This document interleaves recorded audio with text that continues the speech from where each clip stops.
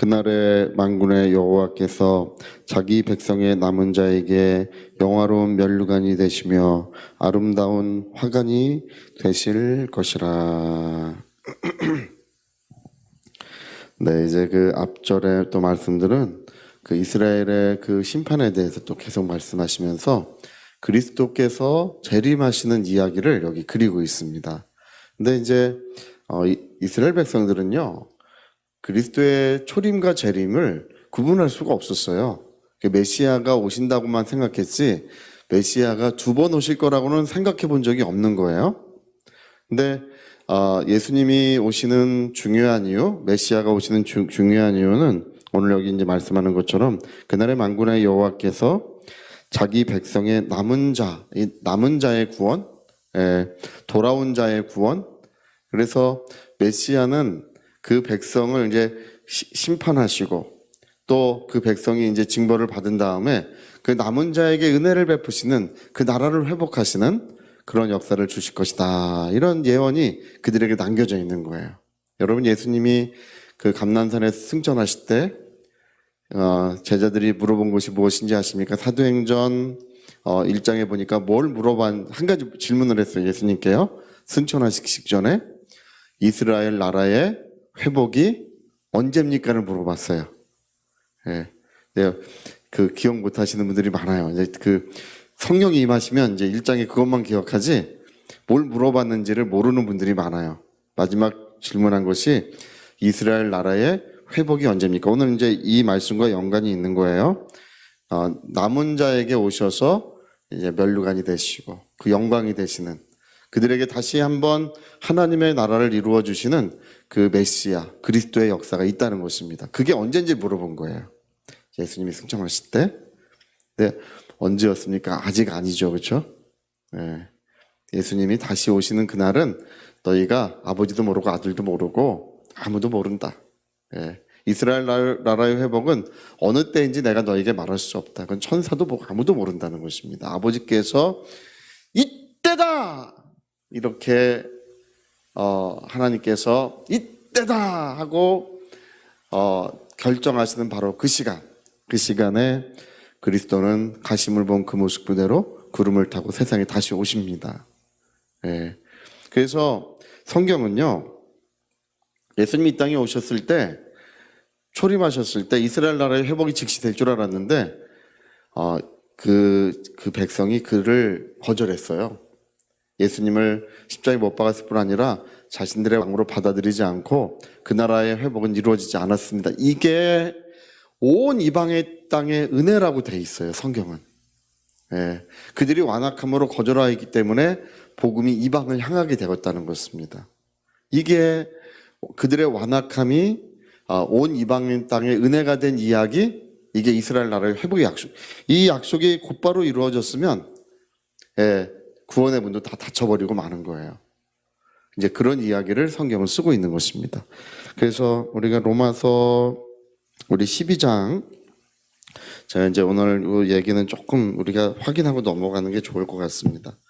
로마서 12장 11장입니다. 로마서 11장 1절 한번 읽어볼까요? 1절.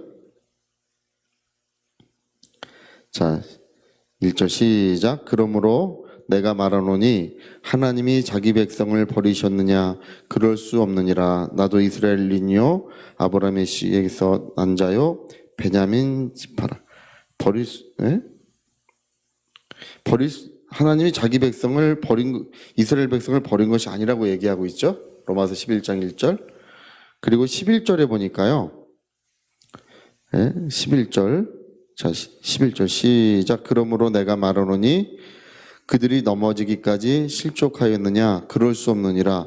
그들이 넘어짐으로 구원이 이방에게 이르러 이스라엘로 시기하게. 그들의 완악함, 그들의 넘어짐이 이스라엘의 구원이, 이방인의 구원이 된다는 것입니다.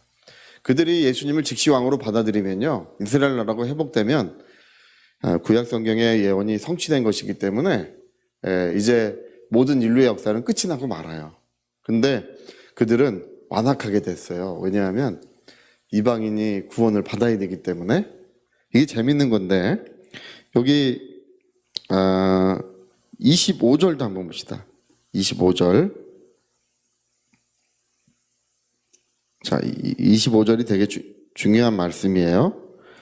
시작. 형제들아, 너희가 스스로 지혜 있다 하면서 이 신비를 너희가 모르기를 내가 원하지 아니하노니, 이 신비는 이방인의 충만한 수가 들어오기까지 이스라엘의 덜어는 우둔하게 된 것이라. 예. 이 신비라고 했는데, 이제 개역 성경에는 이 비밀이라고 되어 있고, 많은 성경이 이 비밀이라고 쓰고 있어요. 형제들아, 너희가 이 중대한 비밀, 중요한 비밀을, 하나님의 비밀을 너희가 모르는 자가 되기를 원치 않는다. 하나님이 비밀이라는 것은 감춰놓은 것을 의미하는 것이죠. 미스테리라고 하는 그 말이에요. 이 말이 미스테리한 것, 반전. 예. 원래 이 작가는 그 미스테리의 작가는 어떤 사람이 범인인 것처럼 해요. 근데 나중에 범인은 전혀 예상하지 못한 사람이 범인인 거예요. 저 사람이 그게 반전이 있는 거예요. 미스테리. 그래서 하나님의 미스테리가 있다는 거예요. 반전이 있다는 것입니다. 그거를 하나님의 비밀을 너희가 모르는 자가 되기 원치 않는다. 뭐냐 하면 이방인의 충만한 숫자, 모든 나라 모든 민족 가운데서 이방인의 충만한 숫자가 주께로 돌아오는 것이 하나님의 정하신 뜻이라는 것입니다. 예. 그래서 그들이 들어오기까지 이스라엘이 우둔하게 되어야 했다는 거예요. 이 말씀 때문에 뒤에 바울이 깊도다 하나님의 지혜와 지식에 풍성하며 누가 그분의 길을 알겠느냐, 이 뒤에 11장 뒤에 그 얘기를 그것 때문에 하는 거예요. 예. 하나님의 비밀, 하나님은 모든 나라와 모든 민족들 이방인을 찾아서 구원하시고 거듭나게 하시고 하나님의 자녀를 삼으시려고 하셨던 하나님의 거룩한 뜻이 하나님 안에 감추어져 있었다는 것입니다. 그래서 그리스도와 그리스도의 초림과 재림 사이, 또는 마귀의 심판과 형벌 사이예요. 자, 여러분, 마귀는 이미 십자가에서 심판받았죠? 근데 마귀가 형벌을 받으면 인류 역사가 그걸로도 끝나요. 이스라엘의 회복으로도 끝나고 마귀의 형벌로도 끝나는 거예요. 여러분, 이 사형 판결을 받으면 재판정에서 사형 이 판결을 하죠. 그러면 판결 받은 거랑 형벌 받는 데까지 시간이 있겠죠. 어떤 사람 1년 걸린 사람도 있고 어떤 사람 2년 걸린 사람도 있고, 지금 우리나라는 사형을 하고 않고 있지만 사형 판결을 받을 때로부터 그리스도께서 십자가로 심판하셨고 이제 재림하실 때 마귀를 형벌하십니다. 그게 이사에서 26장에 그려지고 있어요. 이사에서 26의 그 앞장은 그리스도의 재림으로 이 마귀를 형벌하실 것을 이야기하고 있어요. 그러니까 성경은요, 뭘 말하냐 하면 주님의 초림과 재림 사이, 마귀의 심판과 형벌 사이, 이방인을 향한 하나님의 뜨거운 은혜의 날이 예비되어 있다는 것을 성경은 말씀하고 있는 것입니다. 네. 그래서 여러분, 오늘 복음이 온 세계에 전파되고 있습니다. 하나님의 은혜의 문이 활짝 열려서 누구든지 믿는 자는 구원을 받고 누구든지 하나님의 성령을 받을 수 있고 하나님의 은혜의 충만함을 마음껏 누릴 수 있는 이 은혜의 날이 지금 이루어져 가고 있는 것입니다. 예. 자, 우리 로마서 다시 한번 또 봅시다. 이게 26절 보세요. 26절. 예? 26절. 이스라엘을 우둔하게 만드셨어요. 복음이 이방인을 향하게 하기 위하여. 26절 보니까 그리하여 온 이스라엘이 구원을 받으리라 기록된 바 구원자가 시온에 오사 야곱에게서 경건하지 않은 것을 도리시키려. 이사야의 말씀을 이제 언급하면서 남은 자의 구원, 그리스도는 재림하셔서 이제 남은 자를 구원하기. 그것이 아까 읽은 그날에는 그 얘기예요. 그날에는 자기 백성을 다시 영화롭게 하시고 돌이키시는 이 은혜가 있을 것이다. 여러분, 생각한 거랑 많이 달라요. 예루살렘에 복음이 전파되어야 주님이 오신다는 분들이 있는데 그렇지 않습니다. 예. 주님은 이방인의 충만한 숫자가 돌아오면 모든 나라 모든 민족들 가운데 복음이 전파되고 하나님의 나라의 친백성들이 다 만들어지면 주님은 세상에 다시 오시는 것입니다. 그래서 이 비밀, 이 하나님의 신비를 너희가 몰라서는 안 된다. 예.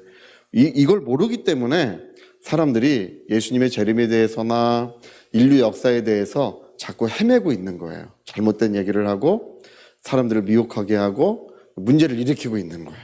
그래서 제가 한 번은 이 내용들을 좀 종합해서 조그만 소책자로 내고 싶어요.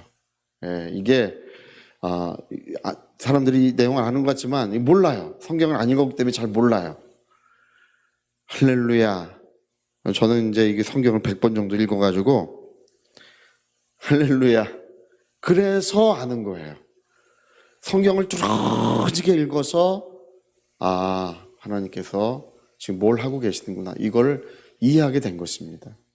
여러분, 오늘 이 이사야서에 이제 계속 예언하고 있는 이 말씀들은 이제 그리스도의 재림에 관한 말씀이고, 그리고 주님이 다시 오시기 전까지 그들이 완악하게 된 이유는 뭐냐면 이스라엘 나라의 회복은 남겨져 있어야 된다.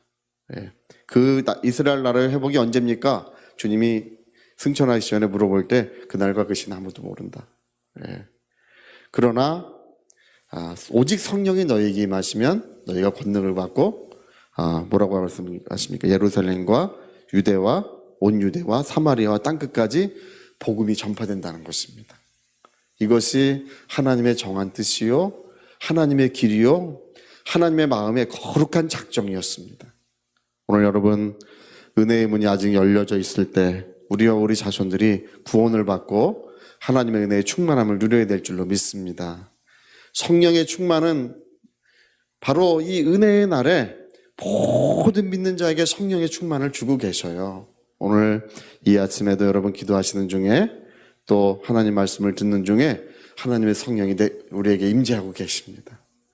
우리의 마음을 뜨겁게 하시고 우리의 삶을 새롭게 하시는 은혜를 오늘 이 시간에도 베풀어 주고 계십니다. 이제 하나님의 이 모든 정하신 뜻, 하나님께서 이 정하신 이 길은 반드시 그대로 이루어질 것입니다.